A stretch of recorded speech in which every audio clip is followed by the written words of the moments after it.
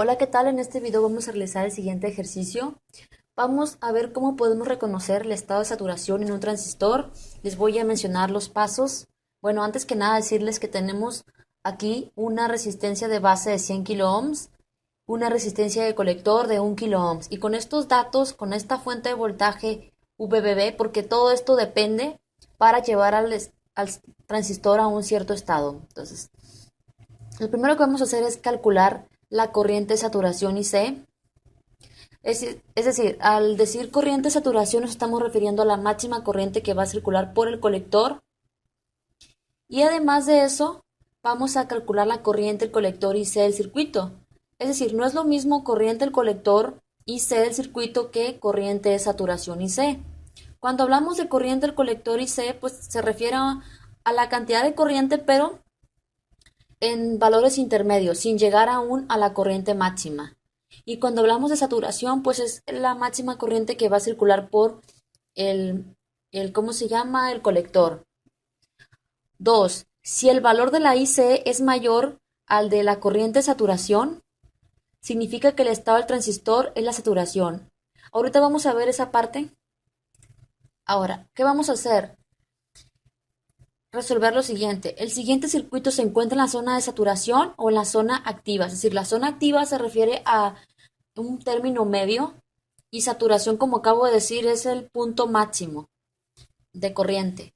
Tenemos estos datos. La beta del transistor es de 100 y el voltaje base emisor es 0.7 voltios. Solución. Como hemos visto que la corriente del colector depende de la corriente que inyectemos por la base, o sea, la corriente que nosotros introduzcamos por la base va a hacer que se cierre el transistor entre colector y emisor y permite la circulación de corriente de colector a emisor en el transistor. Si no ponemos una corriente por la base, esta parte va a estar abierta y no va a haber una circulación de corriente de colector. Entonces primero vamos a calcular la corriente de la base y ya teniendo la corriente de la base vamos a hallar los demás valores. Primero, corriente de base, entonces es el valor de la fuente de donde está la base.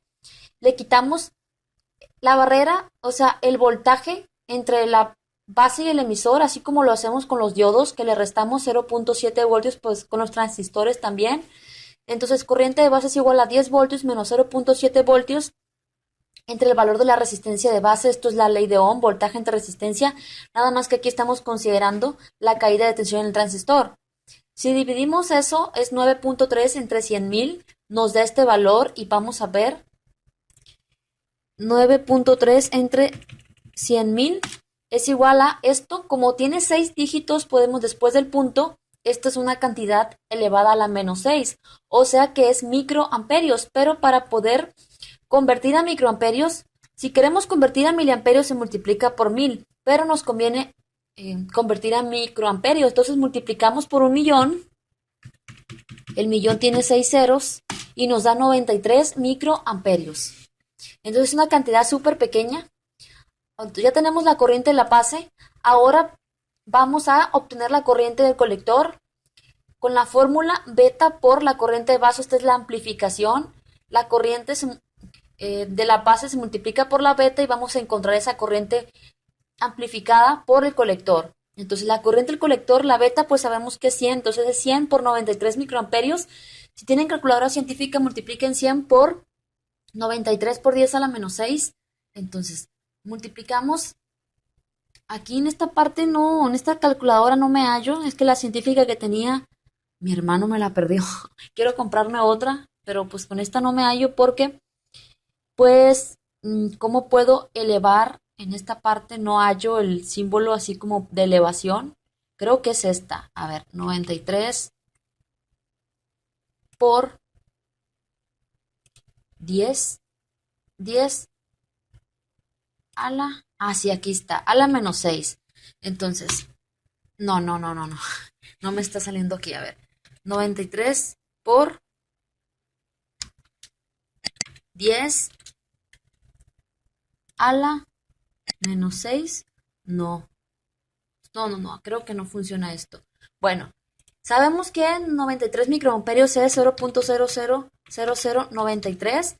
Entonces lo multiplicamos por por 100, pues aquí mismo lo puse, por 100, y eso es 0.0093. Si queremos multiplicar a miliamperios, lo que podemos hacer es recorrer el cero, pero más fácil, multiplicar por 1000 para convertir a miliamperios. Entonces tenemos que la corriente del colector es igual a 9.3 miliamperios.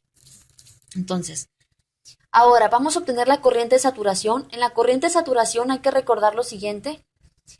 Cuando estamos en saturación, el voltaje colector y emisor es prácticamente cero. Entonces todo el voltaje lo vamos a encontrar en la resistencia colector. Por lo tanto, por ley de Ohm, dividiendo voltaje entre resistencias, el voltaje de la fuente entre la resistencia, vamos a obtener la corriente de saturación. Entonces, corriente de saturación es igual a 10 voltios entre 1000, que es 1 kilo ohm, y es igual a 0.01 amperio. Entonces aquí 10 entre 1000 es igual a 0.01 amperios. Si multiplicamos por 1000, vamos a encontrar 10 miliamperios. Quiere decir que la corriente de saturación, o sea, es la máxima corriente que vamos a hacer pasar por el colector. Por más que pongamos corriente en la base, ya no vamos a poder aumentar más la corriente del colector. Entonces, la corriente de saturación es igual a 10 miliamperios. Entonces, la pregunta es, ¿el transistor se encuentra en saturación o en activa? En corte, obviamente no, porque hay corriente. Para poder saber es que la corriente del colector de saturación sea menor que la corriente del colector, o como lo dije al inicio, que la corriente del colector sea mayor que la de la saturación, el transistor está trabajando en saturación. Ahora, la corriente de saturación es menor que la del colector en este caso, 10 miliamperios es menor que 9.3 miliamperios, incorrecto. Como no es así, quiere decir que el transistor no está trabajando en la zona de saturación aún. Y aquí tengo una simulación. Aquí tengo los datos que vemos aquí. Vemos que estoy comprobando los valores. Hay 93.2 microamperios. Y entonces 9.32 miliamperios no está en saturación aún. Entonces lo que podemos hacer para comprobar es ir disminuyendo el valor de la resistencia de base.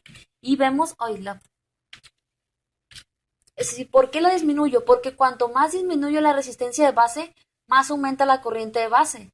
Entonces aquí vemos que disminuir la resistencia de base aumentó la corriente de base y aumentó la corriente del colector. Quiere decir que sigue aumentando la corriente del colector. Como sigue aumentando, quiere decir que todavía no estaba en saturación ahorita. Voy a seguir disminuyendo y vemos que aumentó aún más la corriente del colector, pero casi está en la zona de saturación. Y de igual manera vamos a 12, 10, 8, 5. Casi se acerca a la zona de saturación. 1. Vamos a poner 500, pero 500 ohms. Le voy a quitar aquí el símbolo de. Y vemos que aquí podemos decir, voy bajando. Tengo que tener cuidado aquí porque esto, si le pongo 0, se explota. Aquí hemos hecho que el transistor esté en la zona de saturación, 10 miliamperios. Por más que disminuyamos el valor de la resistencia, ¡ay, se quemó! ¿Qué les dije? Bueno, precisamente no podemos dejar así igual. ¿Cuánto estaba? En 1 kilo ohm. En 1 kilo ohm, ¿no? Tenemos 1 kilo ohm, pero si queremos podemos disminuir el voltaje. ¿Sí? Disminuir el voltaje.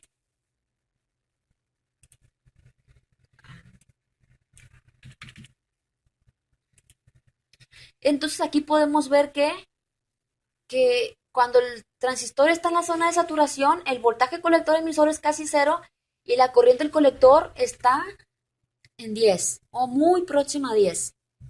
Entonces, en el caso en esta circunstancia que vimos aquí, no estaba aún en el estado de saturación, aún le faltaba.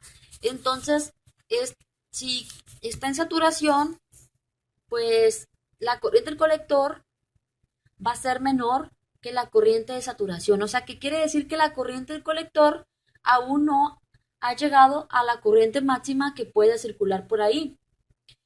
Pero si nosotros llegáramos, por ejemplo, a poner un LED, que eso lo voy a hacer pronto, vamos a hacer unos cálculos. Esto tiene que estar aquí. Bueno, este es el perímetro. Este es el ánodo del LED y este es el cátodo, ¿no? Entonces vemos aquí que pues ya cambia todo esto, o sea, ya es un cambio que luego les voy a explicar porque el LED tiene una caída de tensión también. Entonces, nos vemos en el siguiente video. Chao.